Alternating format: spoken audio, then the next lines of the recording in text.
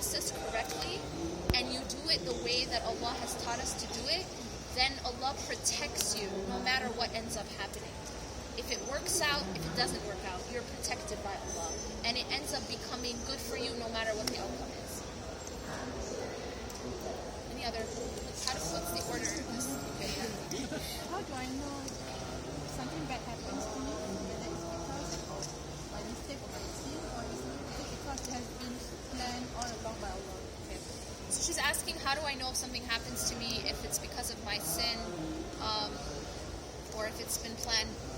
Well, first of all, everything already Allah knows. So everything is part of the plan. But that meaning that it's within Allah's knowledge.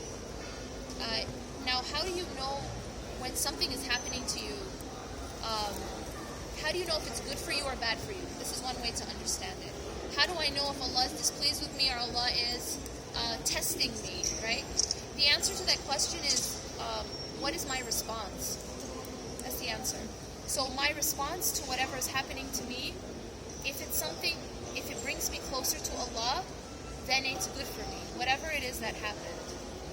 And if it's something that takes me away from Allah, then that is an indication that Allah may be angry, or it may be a punishment, and I need to turn around and come back to Allah. Okay?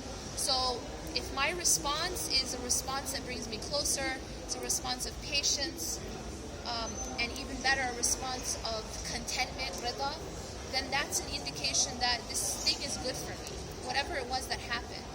And that Allah is pleased with me and Allah is purifying me. But if my response is anger and resentment at Allah, and that's very different than being sad, because being sad, as long as I'm not complaining about Allah, is something we know from Surah Yusuf, for example, that Yaqub alayhi salam, he said that I only complain of my sadness to Allah. So it means he was sad, and we know he cried and cried until he went blind. So he grieved for the loss of Yusuf alayhi salam. Sadness doesn't mean I'm not being patient. But the question is, am I complaining and am I angry at Allah? That's the problem. That's against sabr. But if I'm sad, that doesn't mean that I'm not being patient. It means that I have to turn that sadness into something that makes me get closer to Allah by turning to Allah with the sadness, instead of it being something that I get farther from Allah or I complain. So that's why scholars say there's a difference between complaining about Allah and complaining to Allah.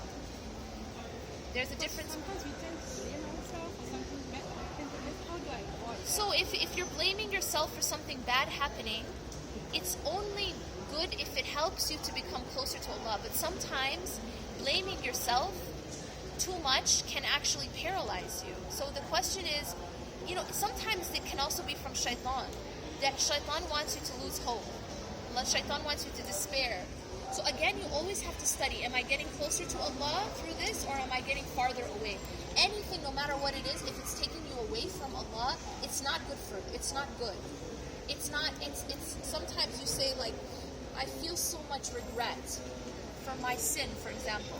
If the regret is making you come closer to Allah, then it's good.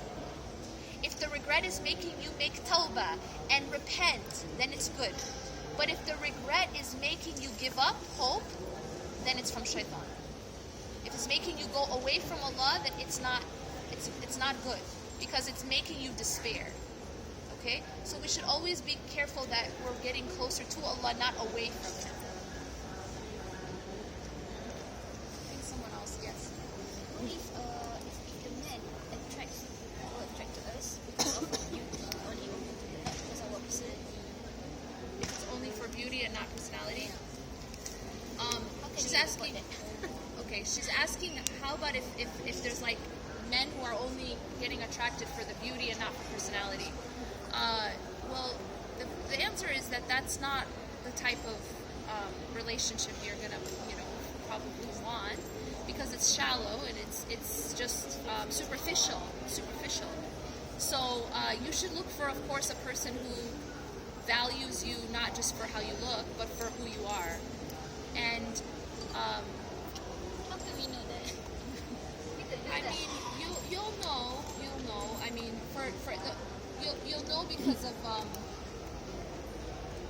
I mean, you do some research, you ask questions, you have conversations, you know, and you can tell if a person doesn't have anything, you know, beyond the surface, that they don't even know anything about you, or they don't, you know, there's nothing. You can tell if you do a little bit of, you know, research, but you should always hold out for something more deep than just the superficial. And don't think like, you know, what's the best I can get, so I might as well just settle. You should always put your trust in Allah, that Allah can give you something better. If it's not something, if it's something superficial, you know, don't settle for that just because you think it's the best you can get. You should always put your trust in Allah and your hope in Allah. Yeah, to get to. Is there a system you want to? Okay, yeah. I believe in arranged marriage, but in my country, like before getting married, you have a period where you know this guy, you talk to him, and that's so. Your advice: do you recommend the short period or longer? Of getting to know each other? There's no black and white answer to that question. And the answer really to that question is go through the process of istikhara and doing your research. Now, how long that process takes will differ depending on the situation. There's no black and white answer to that question, but you can. But in each situation, you should study the situation as a whole, not just one aspect. And when I say as a whole, I mean take into account what would be most pleasing to Allah. Take into account issues of, am I in a situation of fitna? Take into account, you know, the person. All these factors should be taken into account. That's why it's not black and white. In some situations, it's better for it to be, you know, sped up, and in some situations, it's better to be slowed down. So it really just depends. But it don't ever just go through the process that you're supposed to, which involves istikhara, you know, isti'ana, like asking Allah for help and guidance, and the entire time. I'm not an advocate of like, you know, just pray istikhara the night before the wedding, but from the beginning, praying istikhara is essential. Ask Allah to guide you from the beginning. You know, don't just try to guide yourself and then at the last minute, you know, as some sort of ritual, you pray istikhara. That's not what istikhara is. Istikhara is asking God to facilitate what's best and to take away what is not good for you. So just do it from the beginning and ask Allah the entire time to guide you. And Allah will facilitate, Allah will open or Allah will close. And it just depends, you know, each situation is different. Does that mean it has to be consistent? Like, What is? istikhara, say the Not necessarily, but I would say, you know, from the beginning, be praying istikhara. Like, pray it at the beginning, and how many times you pray, Allahu A'lam, but just consistently be asking for guidance. Consistently be asking for Allah to guide you to what's best and to take away what's not good for you. And put your trust in Him. You know, don't get too stubborn about one way or another. Yes. Okay. Yeah, go ahead. Ustadzh, Assalamualaikum, Yasmin. I want to ask about makeup for us Muslim ladies, because I've been advised by people to make up, but at the same time, I am contemplating about it. I mean, I won't answer that from a fiqh point of view because I'm not a scholar. But I will say that sometimes people will tell you have to do this to get a guy, you know. Put your trust in Allah. You know, these good guys, they don't come from wearing makeup anyways. But I mean, the good guy is going to come from Allah. You know, Allah provides. So just like any kind of provision, Allah is Ar-Razzaq. Just remembering that is important. Allah is Ar-Razzaq. Allah is the one who provides. So for me to seek provision, I seek it from the source. The source of provision is Allah. And that goes for any kind of provision, whether it's money, job, or spouse, or children. Any kind of provision comes from Ar-Razzaq, from Allah. So always seek it from Him. Don't think it comes from doing this, or that thing, you know. Do you want to...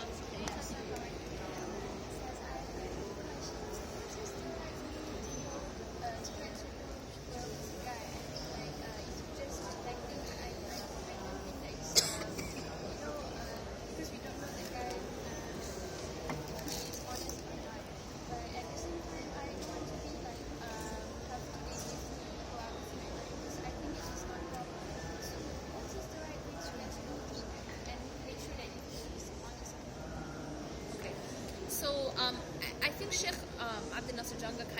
addressed that issue in the last talk. But basically that there is a balance, you know. He's saying that we don't go to dating, but we don't also say, you know, across the room you look at someone, is that person okay? Yeah, okay, let's go. You know, so get married, you know. So there's an in-between where, like he was saying, where you can get to know someone, you know, do your research in a respectable way where the family is involved and it's not like you're just like dating, but you can still get to know them within the framework of Islamic like etiquette. Okay? Huh? Ta'aruf, yeah, to get to know each other within the framework of Islamic etiquette.